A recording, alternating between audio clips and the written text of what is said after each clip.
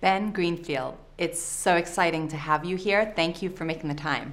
Thanks for having me. So, you talk about a lot of things, and I'm fascinated to learn what got you into this place where you're obsessed with health, you're obsessed with biohacking your own biology. When did this all begin? My story is really boring. I was never morbidly obese. I never had a horrible chronic disease. I have just always loved studying and deciphering and decoding the human body and brain. And from an early age was, wandering the hill. I was homeschooled, right? So I would just I would get done with school at 11 a.m. and just go wander the hills, barefoot, hiking around, catching animals and finding plants and fitnessing and running up hills. And I really wasn't into athletics or sports so much until high school when I discovered that girls like guys who play sports, not necessarily guys who walk around barefoot with their bow and arrow and their dog out in the woods. So I really began developing a love for tennis. And when I played tennis, I wound up going to college to play tennis, and as a student athlete does, declared my major as exercise physiology. And so I studied exercise physiology for 4 years. I got a master's degree in biomechanics and exercise physiology. I kind of stayed with fitness, and I began to manage gyms and open personal training studios. And what I really focused on was how to get the body you want, how to achieve the performance that you want, and how to fix the issues that you have when nothing else seems to be working. Right. So, for example, I had all of my gyms and studios equipped with things like high-speed 3D video cameras to be able to analyze things like running gait, walking gait, cycling mechanics, things where people develop chronic repetitive injuries. Calorimetry equipment, where you can measure, for example, how much fat you're burning and how many carbohydrates you're burning at various exercise intensities, or just how many calories you're burning at rest. So you can really tweak and customize your diet. And I was doing a lot of blood and biomarker testing before it became popular and, frankly, far easier to do, far more accessible, really. We live in a day and age where you can easily do that from your home. Back then I was, pulling the bloods and sending them off to docs and sending them back to labs and waiting a few weeks for the results and really customizing people's diets based on that. Was even partnering with a lot of physicians. We would do things like platelet-rich plasma injections in joints that were sore, and EKG analysis of cardiac potential for exercise. So I was doing a lot of very nerdy things back in the day as a personal trainer. I was kind of an atypical personal trainer. And really, that's the way I've always been wired, though. I like to take a deep dive into the details, and frankly have found that that's important because in many cases, especially when it comes to something like fat loss or getting the body that you want, it's not as simple as many people would have you to believe. And what I mean by that is you can't just go out and do a CrossFit workout every day and necessarily expect to get the results that you want, or go on a special diet and get the results that you want. It's very multimodal, multifactorial, and there's a variety of reasons people are resistant to weight loss. It's really interesting what you just said. It's not as easy as we might think. And we look at our country, and the majority of people are either overweight or obese. Diabetes is at 50%. There's so many crazy statistics, and they're not going in the right direction. What are we doing wrong? You know what? I think the number one thing that goes wrong when it comes to fat loss, and you could say the same thing about health in general, but especially like body composition. Yes. It's that we see the headlines like eggs are bad for you, eggs are good for you. The low carb, high fat diet gives you heart disease. The low carb, high fat diet saves your heart. Low intensity, steady state cardio before breakfast is the best way to lose fat. Saving your hard workout for the end of the day is the best way to lose fat. And it confuses people, and it's understandable, but the reason that it confuses people is because the truth is everybody's wired differently, right? My blood, my biomarkers, my genetic predispositions to respond to certain exercises, my nutrient deficiencies, everything is different from person to person. And so what works for you might not work for me, and vice versa. And we now live in an era where we have at our hands the ability to be able to do DNA testing and blood testing and micronutrient testing and calorimetry testing and all of these ways that you can actually find out what is going to work for you. So I think one of the problems is that people are looking for a one-size-fits-all solution, and it does not exist. And if you customize something like a weight loss program to yourself, then you actually get the results that you want. So for someone who's listening to you, watching what you're saying right now, they're not necessarily going to go to their doctor and get their different biomarkers tested and so forth. How do we customize in this very confusing environment in a way that's easy and you just sort of get a chance to move down the right path? Right. Let's say diet, for example. We want to customize diet. Well, I would argue that in most cases, when it comes to genetic testing, not only has it dropped from tens of thousands of dollars to thousands of dollars to hundreds of dollars to something like $97 now, but it's getting even cheaper. Yeah.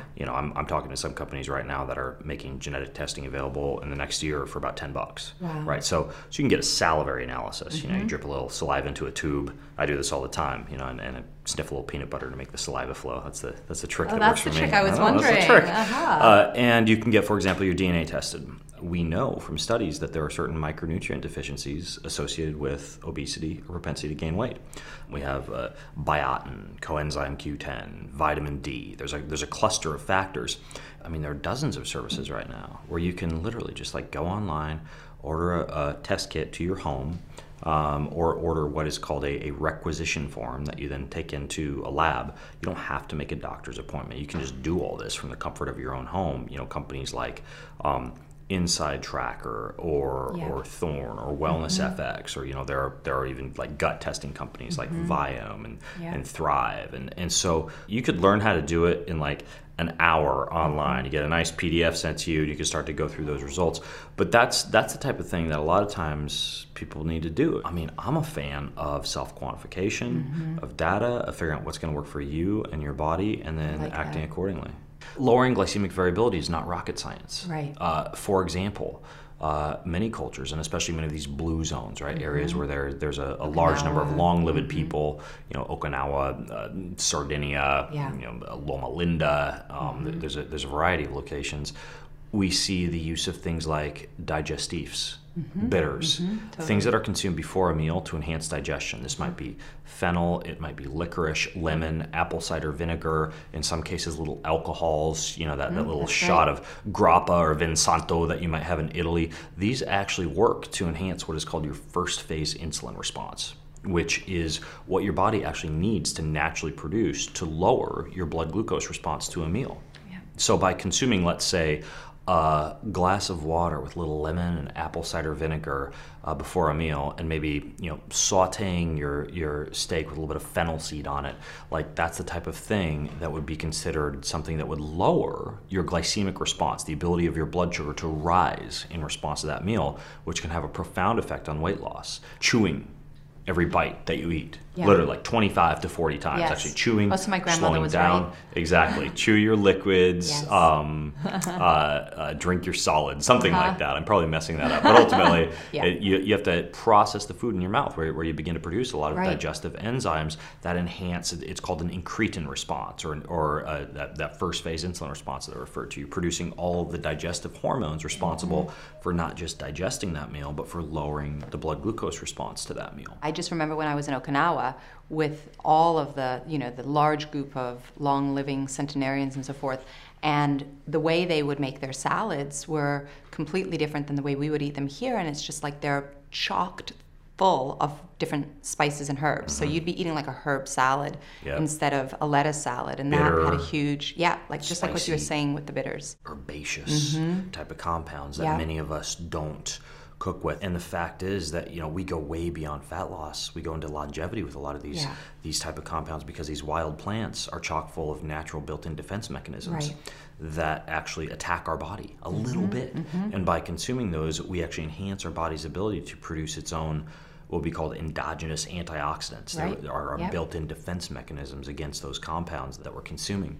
Things like Ceylon cinnamon, apple cider vinegar, bitter melon extract, all of these type of things when consumed prior to a meal lower the blood glucose response to that meal. And you can weave these throughout your day, right? Absolutely. You can have a shot of apple cider vinegar with lemon, like I mentioned, before dinner. You could maybe get some bitter melon extract and use that before lunch. Put some Ceylon cinnamon and some breakfast yogurt or a breakfast smoothie or in some tea. And it goes beyond just dietary strategies as well when it comes to glycemic variability. For example, you can upregulate the ability of the specific transporters. They're called GLUT4 transporters. These can actually transport sugars and glucose into muscle. And an example of how you would upregulate those would be to do some type of strength training before you actually eat. And it doesn't have to be a lot. Before you're eating is what you're saying? Before you eat. It can be 2 minutes. 2 minutes of like for me, I have a long driveway, right? And I have lunch every day. Yes. I have my big salad for lunch, and I put a bunch of sardines and nuts and all sorts of stuff on there. But you still get a glucose response to that. Yeah. So I wait to check my mail box at the end of that driveway before lunch. I walk down, and then I sprint up. Right, it's that simple. You keep a kettlebell underneath your cubicle at the office and do like 2 minutes of kettlebell swings before you break for lunch. Very, very simple way to upregulate the activity of those glucose transporters. And the same thing could be said for lower intensity aerobic exercise. They found that things like what they would call a postprandial walk, just going for a walk for 15 minutes after you eat a meal, has been shown to have a profound effect on your blood glucose response to that meal. And when you talk about postprandial, that's the time when our body is digesting and in that state. After eating. Exactly. Yep. Exactly. So chewing your food, using bitters, strength training, doing easy aerobics after a meal, all of these things to reduce glycemic variability have a profound effect on fat loss, because the fewer amounts of blood glucose fluctuations you get during the day, the more sensitive you remain to the hormone insulin. And that would mean you need less insulin to be able to shove a lot of energy into liver, into muscle. And when that happens, you're much less likely to have a lot of insulin floating around, it's a storage hormone. It's not a bad hormone, but it's a storage hormone. Too much glucose, too much insulin, too many calories around, and you end up creating fat cells or shoving that energy into fat cells. So this concept of controlling glycemic variability, regardless of what kind of custom diet you're doing for you, is a principle, right? Whether you're doing high fat, low carb, high carb, low fat, whatever you've found to work well for you, controlling blood glucose fluctuations is key. You begin to become pretty familiar, and you can kind of stop testing, you can stop tracking. So I'm not a fan of sucking all the enjoyment out of food because you go and track your blood glucose values after your trip to your favorite restaurant to see what happens when you eat your favorite meal at your favorite restaurant. But for a short period of time, it can be effective. So for example, you can go to Walgreens or CVS or any pharmacy and buy for $20 a blood glucose monitor.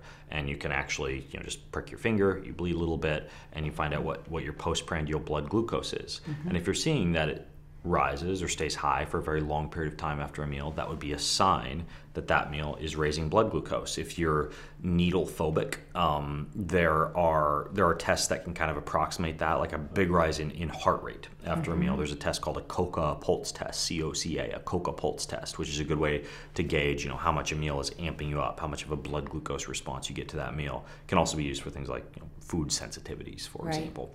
Another simple way to measure would be, let's say you're going to test your blood once a year or twice a year, like do an actual blood panel.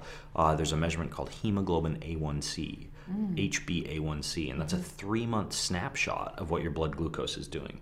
It tests a red blood cell corollary to blood glucose. The only people that's not accurate for are hard-charging athletes who tend to have a high red blood cell turnover, but it's good for the average person to be able to track. And I'll even know this. I'll test my clients. I'll kind of know if they're cheating because I can see, they're like, I haven't been eating carbohydrates. I mean, your hemoglobin A1c is through the roof. Your fasted glucose is really high. Something's going on.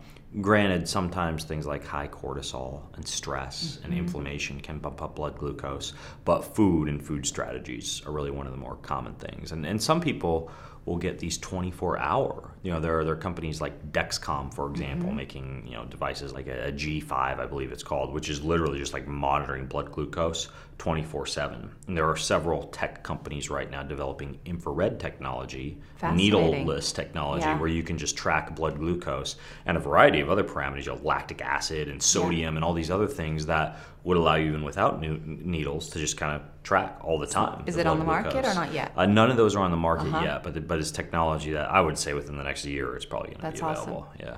How quickly do you see transformation with some of your clients? Oh, you can see blood glucose stabilization occur within a couple of weeks. Amazing. And that 2-week time frame is kind of like the time frame, 10 to 14 days is where the body gets, people call this like low carb flu, keto flu, but basically your body is learning how to rely on something other than large fluctuations in blood glucose as a fuel. Same thing as if you were to give up coffee and switch to decaf or switch to a decaffeinated tea for a while. You get some headaches and you get some energy deficits, and then eventually you get through the other side and your body does okay with that. So 10 to 14 days before you really start to see a difference in terms of your body's ability to be able to tap into fats as a fuel.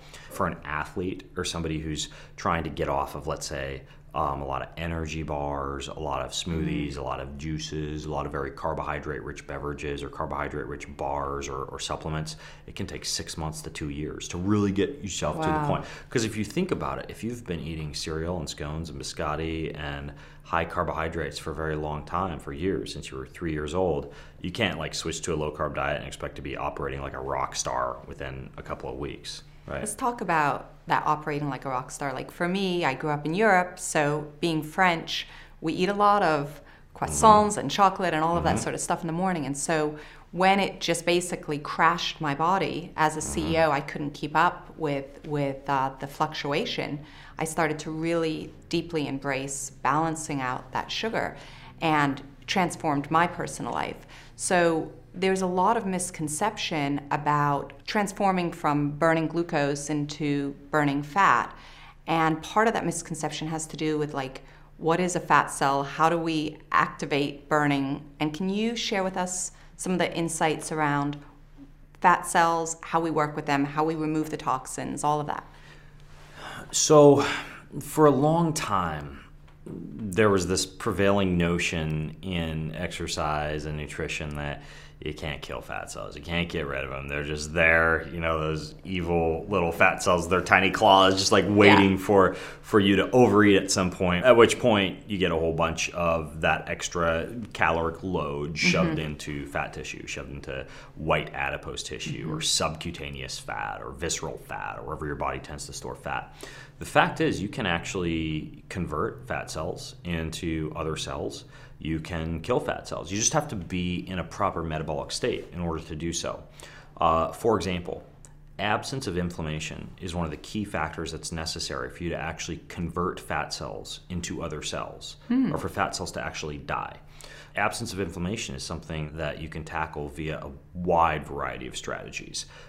For example, adequate sleep, mitigating stress, lowering cortisol, limiting your exposure to toxins or to what would the huge variety of non-native assailants that come after our body these days, from like excessive Wi-Fi signals, which affects what are called your calcium-gated channels on your cell membranes. That can affect inflammation, your ability to remove like metabolic waste out of tissue.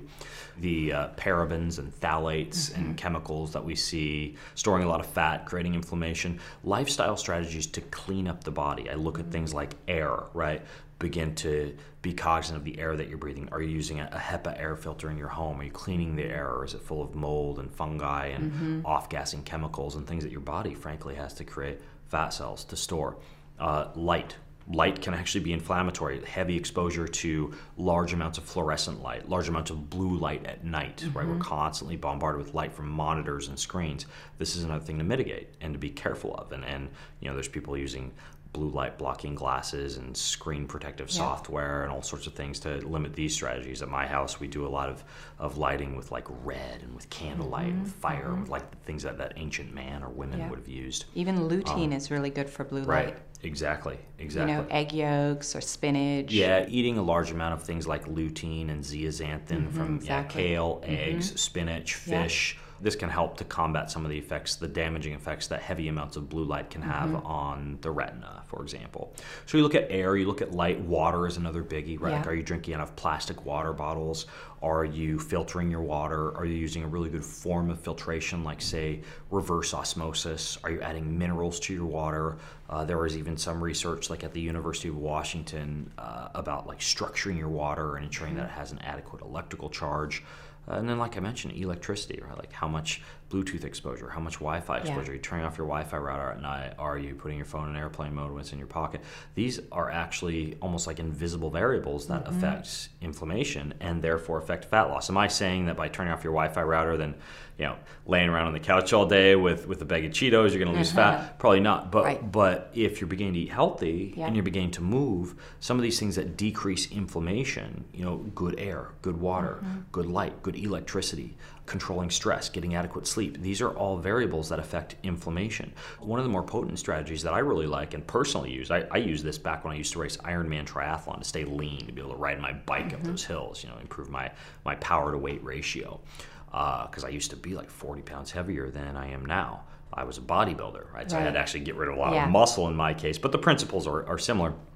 I would use what's called cold thermogenesis, right? Like a lot of cold showers, cold soaks, getting the body cold. And the reason for that is because the presence of cold not only activates a lot of the hormones like irisin and adiponectin that allow for fat cells to release more fatty acids into the bloodstream, but it also converts white adipose tissue into brown fat, into brown adipose tissue, what we call BAT tissue. And brown adipose tissue is very metabolically active.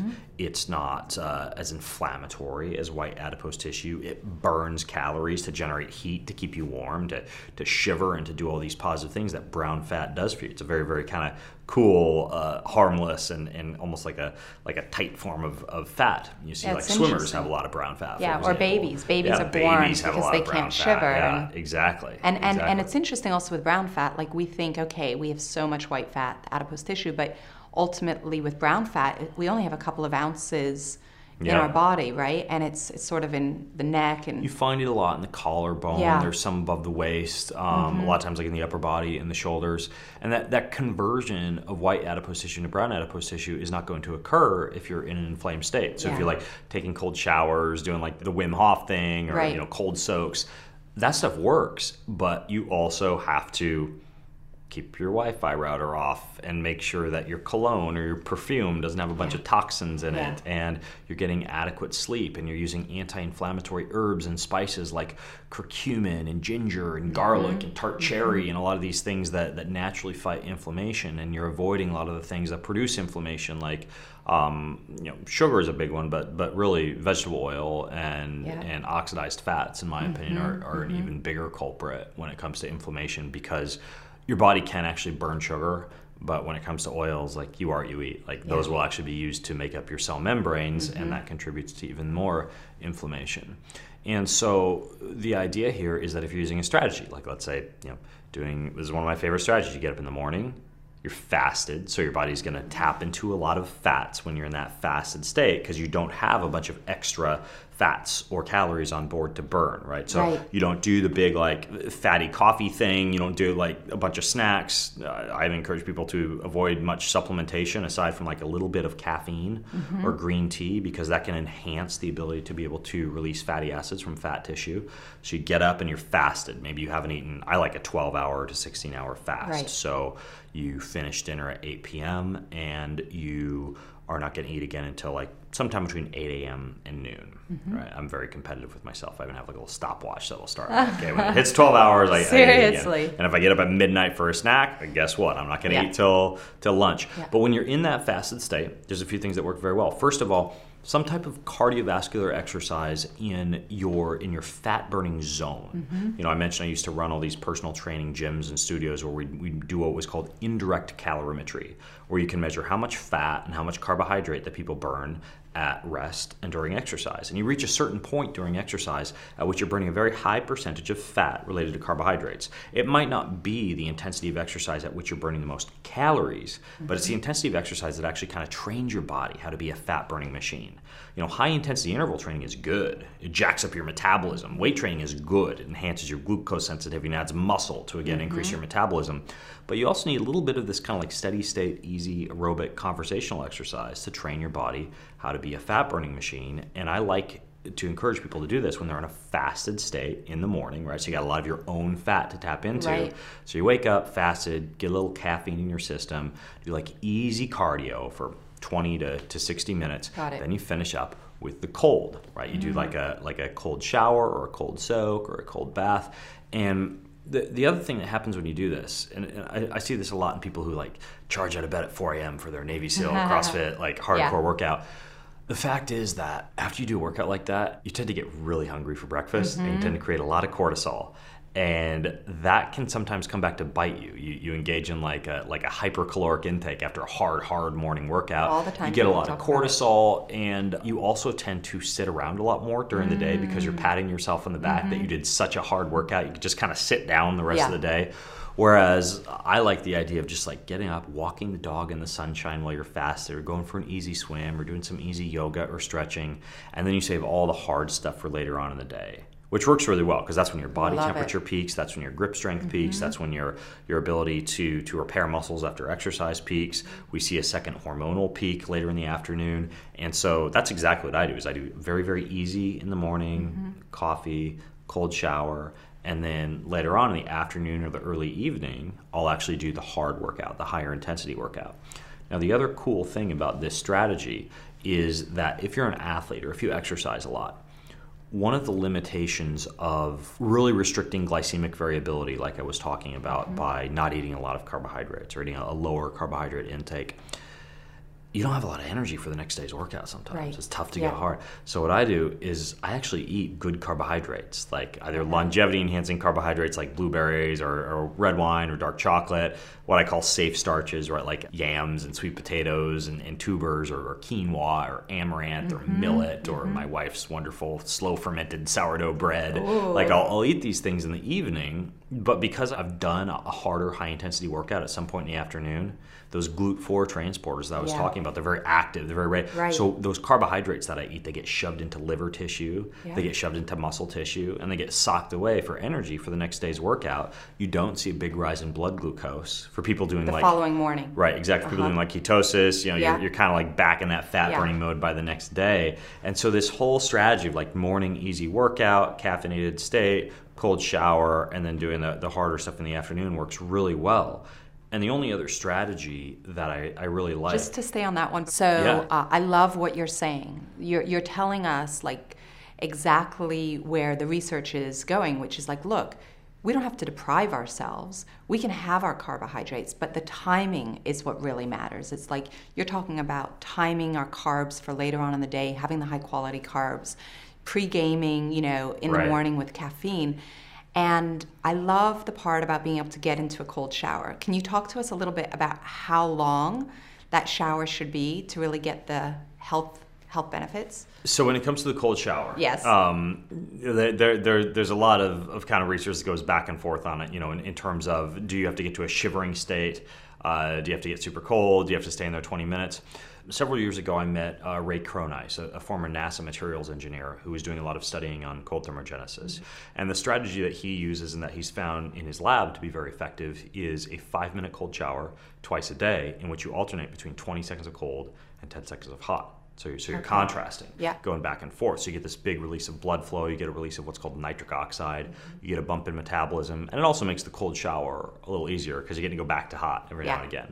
There's another guy who has developed like a vest. It's like an ice vest that you wear. It's called the Cool Fat Burner, and he has another one called the Cool Gut Buster. And these are like pieces of gear that you wear like while you're working during the day. And he's done research on what happens when you get to a state of shivering, and he's seen up to a 300% increase in metabolic rate once you get up to the point where you're shivering. Now, is that a little less convenient and maybe a little more uncomfortable? Absolutely. But it appears that if you really want to get the most effects, you kind of have to get into almost like this hardcore kind of intense shivering mode. Now, what I do is I do a little bit of both. So I do that cold shower or that cold soak, and sometimes I only go for 2 minutes, right? Like sometimes I don't have the time to take a 5-minute shower, right?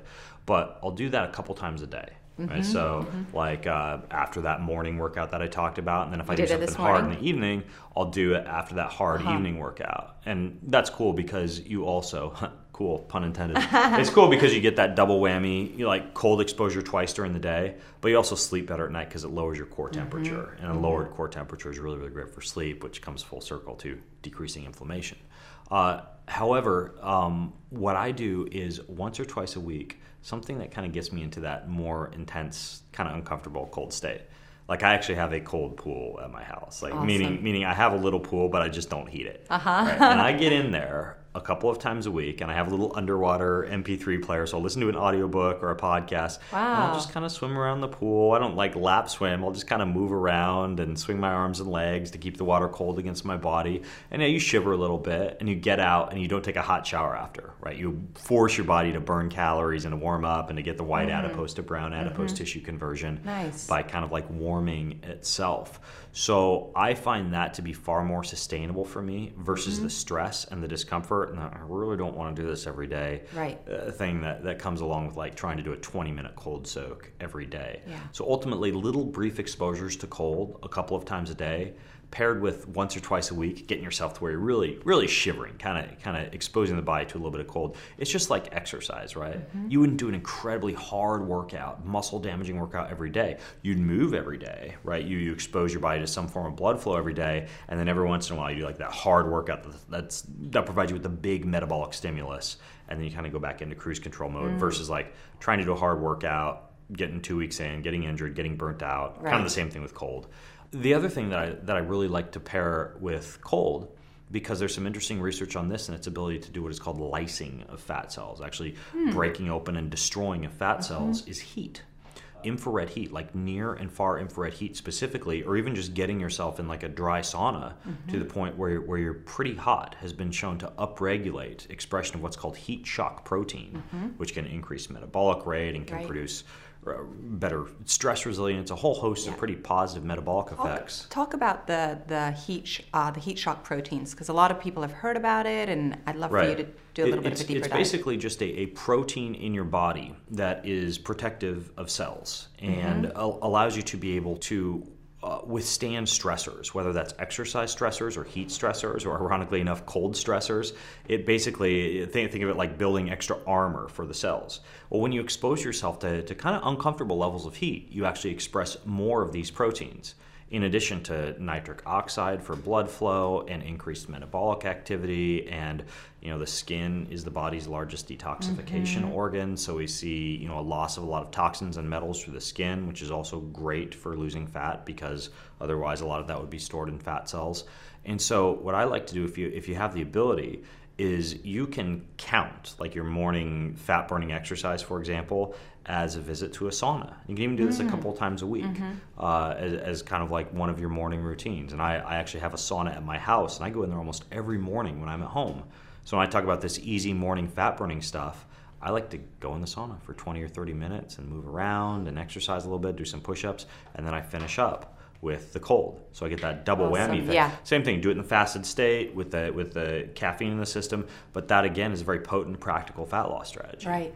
I love it. If there was anything else that I could identify, it would be this idea of low-level physical activity spread throughout the day. And this seems very intuitive and almost like, keep it simple, stupid when it comes to strategy. But this is something that I think flies under the radar. People sit too much. I'm sitting here talking to you right now, Naomi, and this is probably the longest I will sit all day. And it's very odd for me to be sitting without constantly shifting positions. What I mean by that is at my desk at home, not only do I have a little hand crank on the desk where the desk can move up and down, but I've got a little soft balance mat. I've got one of these wobble boards. I have one of these little walking treadmills. I've got like a stool that I can lean against. I have a chair too, right? They say sitting is the new smoking, but that's not true. Right, because if you stand all day, you're going to have as many joint issues and discomfort as in varicose veins and all that jazz if you sat all day. Sitting is just one of the positions that you can be in during the day. Lunging, kneeling, standing, moving. So that idea of defying our built-in societal expectations that you need to sit. When I walk into the doctor's office and they tell me to take a seat, I say, I'm fine, thank you. And I'm the guy standing there at the doctor's office in the corner, like stretching, and I'm doing some body weight squats. Same thing at the airport, right? All these people are hunched over at the airport, sitting in these giant chairs, reading a newspaper, reading a book, or dinking around their cell phones. So what are they going to be doing for 2 hours in the airplane? Sitting some more. Right, so when I'm waiting for the flight to leave, like I'm walking, if I'm getting work done on my computer or my phone, I'm literally just like pacing back and forth at the gate. I'm dropping down, I'm doing stretches. I even have like a little jump rope and elastic band in my bag that I can take out and do exercises with. But you do need to somewhat figure out, even if you're not, let's say a gardener, or like how many people are gardeners or hunters or like, are working hardcore farming out in the field all day long? Not that many people, right? And so we need to figure out how to simulate these type of hunter-gatherer, gardener-esque activities in our day-to-day existence when we're at a cubicle or in an office or in a situation where we otherwise sit. So I constantly ask myself all day long, am I moving? Am I moving? Nice. Am I stimulating my body? Like, you should get to the end of the day where I talk about doing that hard workout session, and it should almost be an option because you've stayed physically active all day long. Like, if you skip that exercise session at the end of the day, it shouldn't hurt you that much because you've been moving all day long. And there's some, when I go to a conference, a busy conference, for example, I do cold shower morning, cold shower evening, and my only rule is that for every hour that goes by during the day, I got to do 30 burpees. Right. So I'll sneak away. I'll be I'll be off in the corner of the hotel room or the conference or back up in my hotel room. I know it takes me 2 minutes to do 30 burpees. Or by the end of the day, if I'm at a conference for, let's say, 8 hours, I've done 240 burpees. I've gotten, a good, 4 to 10 minutes of cold exposure, and my body has stayed in fat burning mode. And I think that a lot of people who want to lose weight need to get into this mode where they're like, in defiance of the societal expectations to just like sit or be in one position all day long. So you and me can get up and do some jumping jacks. Absolutely, yeah. I can't wait. Ben, you have something called potty training. What is this stuff? Okay, so basically it's very, very simple. It relates to this whole idea of constantly moving throughout the day, constantly keeping your metabolism elevated. So when I'm at a restaurant and I need to get up and go to the bathroom, I do 40 air squats in the bathroom, like in the bathroom stall. Just 40 like 40 air squats in the bathroom. Yeah, it takes like a minute, right? Just like up, down, up, down, up, down. When I'm on an airplane, it's 20. Every time you go in the bathroom, the butt has to touch the toilet seat for it to count as a squat. That is awesome. And I'll go on like if I'm sitting at a restaurant for 2 hours, again, with it, you do the math. Sometimes I'll do like 120 squats when I'm at a restaurant, or 80 squats on an airplane. And again, it's just a little strategy, a little rule that you can use to keep your metabolism elevated during the day. I love it. So just to finish up, you started your podcast over like 10 years ago. You were one of the first, right? And it is such a pleasure and such an honor to be able to learn from you and all of your exploration and insight and guidance. I mean, I think you've helped millions of people, and I just want to say rock on. It's incredible. Oh, thanks. Yeah. Thanks. It's really good. Yeah, for the past 10 years, amazing. Twice a week I've been podcasting, and it's a great way to dish out knowledge to people, but it's also a great way to kind of keep myself constantly researching and trying to stay on the cutting edge of this stuff. So, well, you're definitely on the cutting edge, so it's incredible. Awesome. Well, thanks for having me on. I'm honored.